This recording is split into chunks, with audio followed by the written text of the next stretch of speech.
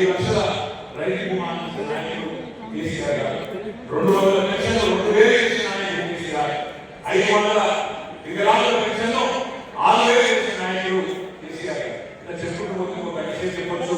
ఇప్పటికే బహుశా చాలా మంది పక్కన విషయాన్ని చెప్పుకుంటారు. ఇప్పుడున్న పరిస్థితి సరే 10 ఏళ్ళు మనం అనుకునే అడిగినాం. భారతదేశంలోని తెలంగాణ అగ్రగామి రాష్ట్రంగా నిలబెట్టినాం. ఆనాడు 2014లో మనకు కాంగ్రెస్ ప్రభుత్వం అమలు చేసిన తెలంగాణ భారతదేశంలో మన ర్యాంక్ వ్యవసాయంలో 12వ ర్యాంక్. 12వ ర్యాంక్ నుంచి 2022 సంవత్సరానికి పంజాబ్ హర్యానా ఇంకా దూకేసి నంబర్ 1 రాష్ట్రంగా భారతదేశంలో నిలబెట్టిన నాయకుడు ఒక వ్యవసాయం తలసరి ఆదాయంలో పరికాశంలో తెలంగాణ ఏర్పడినాడు. మన ర్యాంక్ 14 భారతదేశంలో. 29 రాష్ట్రాలకే ఎక్కడో మధ్యలో ఉన్నాం. కానీ ఇది 2022 సంవత్సరం కల్లా భారతదేశంలోనే తలసరి ఆదాయంలో అగ్రభాగాన్ని పెట్టి 1,12,000 రూపాయల తలసరి ఆదాయంలో కాంగ్రెస్ మనకు అప్పచెప్పిపోతే 3,50,000 రూపాయలకు దాన్ని తీసుకొచ్చుకునే నాయకుడు కేసీఆర్ గారి మాటని గుర్తు చేస్తా ఉన్నారు. 5 మెడికల్ కాలేజీలు ఉండేది తెలంగాణలో, దాన్ని 33 మెడికల్ కాలేజీలుగా మరి ఒక తెల్ల కోట్ల విప్లవానికి మరి నాంది పలికింది మన నాయకుడు కేసీఆర్ గారు. చెప్పుకుంటే గురుకుల పాఠశాలలు 200 గురుకుల పాఠశాలను 1025 చేస్తున్నాం. ప్రతి జిల్లాకు ఒక మెడికల్ కాలేజ్, ప్రతి జిల్లాకు ఒక నర్సింగ్ కాలేజ్ పెట్టి ఒక విప్లవాన్ని భారతదేశంలో సృష్టిస్తున్నాం. ఇందులో మన మోడీ గారి సహకారం భారతదేశం మొత్తంలో 150 మెడికల్ కాలేజ్ ఇస్తే మనం ఇచ్చి చూస్తున్నాం. భారతదేశంలో ఎక్కడెక్కడో ఐఐటి ఇచ్చినారు, ఐఐఎం ఇచ్చినారు, ఎన్ఐటి ఇచ్చినారు, ఐసర్ ఇన్స్టిట్యూట్ ఇచ్చినారు. కానీ తెలంగాణకు ఏ ఒక్క జాతీయ ఇన్స్టిట్యూషన్ ఎవరైతే జరిగినా తెలంగాణ చట్టపరంగా చేయాల్సిన నవోదయ పాఠశాలలు కూడా మన యువత మన ఇబ్బంది పెట్టి ప్రభుత్వం. కానీ ఎవరో వస్తారు ఏదో చేస్తారు కేసీఆర్ గారికి చూసేది. తన బాధ్యతను తెలంగాణ ప్రజల దయతో ఆశీర్వాదంతో పనిచేస్తూ 10 ఏళ్ల పాటు ఇటు విద్య కావచ్చు, అటు వైద్యం కావచ్చు, వ్యవసాయం కావచ్చు, పరిశ్రమలు కావచ్చు, పల్లె రైతు కావచ్చు, పట్టణ రైతు కావచ్చు, ఒక సమతుల్య సమగ్ర సమీకృత సమ్మిళితమైన అభివృద్ధి పేదవాడి నుంచి పెద్దవాడి దాకా అందరికీ కూడా ఆమోదయోగ్యమైన పద్ధతుల్లో ప్రభుత్వాన్ని అత్యంత పారదర్శకమైన అభివృద్ధి కేసీఆర్ గారు.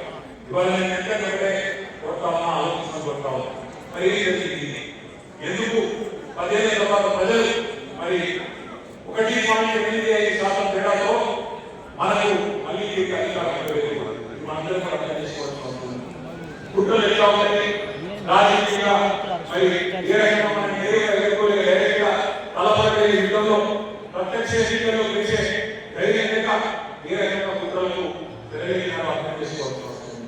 మీకు 3 కుట్రల విషయం నేను మీకు వివరించే ప్రయత్నం చేస్తాను.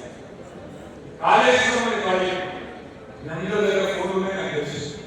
ఒక్కసారి మీకు ఫోన్ తీసి ఫోన్ తీయండి. ఒక్కసారి ఫోన్లో గూగుల్ ఓపెన్ చేయండి. ఒక్క నిమిషం ఫోన్లో గూగుల్ ఓపెన్ చేసి అందరూ రోజు మాట్లాడతారు. గూగుల్ ఓపెన్ చేసి తెలుగు ఒక తెలుగు లిపిలో ఉన్న తెలుగు ఇంగ్లీష్ టైప్ చేయండి. తెలుగు లిపిలో వాడేటప్పుడు ప్రపంచంలో అత్యంత రిఫ్రిజిరేషన్ ప్రాజెక్ట్ టైప్ చేయండి. ప్రపంచంలో అట్లాగే ఇంగ్లీష్ బ్రౌజర్ వాడేటప్పుడు world's largest refrigeration project, world's largest refrigeration project. ఏంటి సమాధానం? ఏంటి? కాళేశ్వరం ప్రాజెక్ట్. ఇది నేను చెప్తలేను, మీరు చెప్తలేరు, గూగుల్ చెప్తున్నారు. గూగుల్ అంటే ప్రపంచవ్యాప్తంగా విశ్వవ్యాప్తంగా ఉండే ప్రతి మనిషి వాడే సెర్చ్ ఇంజిన్ గూగుల్. అందులో మీరు టైప్ చేస్తే ప్రపంచంలోనే అతిపెద్ద రిఫ్రిజిరేషన్ ప్రాజెక్ట్ ఎక్కడ ఉంది అంటే మన తెలంగాణలో, మన భారతదేశంలో, మన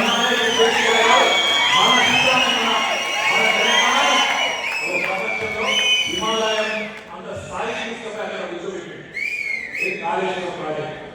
కుట్రెట్టి ఉంటుంది అంటే రాజకీయ కాళేశ్వరం కట్టడి చేశారు. కాళేశ్వరం ఇది మనకు అర్థం కావాలంటే కాలం, ఇది మనం అర్థం చేసుకున్నంత కాలం, అర్థం చేసుకున్న వాళ్ళం 10 మందికి చెప్పాలంటే కాలం మనం నష్టపోతూ ఉంటాం. ఎక్కడో ఏదో ఏదో ఇతరులు కట్టున్నారు, మిగులు జలాలు వాడుకుంటున్నారు, మనకేమి ఇబ్బంది అని కొంతమంది అమాయకులు అంటూ ఉన్నారు. హరీష్ రావు గారు చెప్తుంటారు కానీ ఎక్కడే ఒక మాట మిగులు జలాల విషయం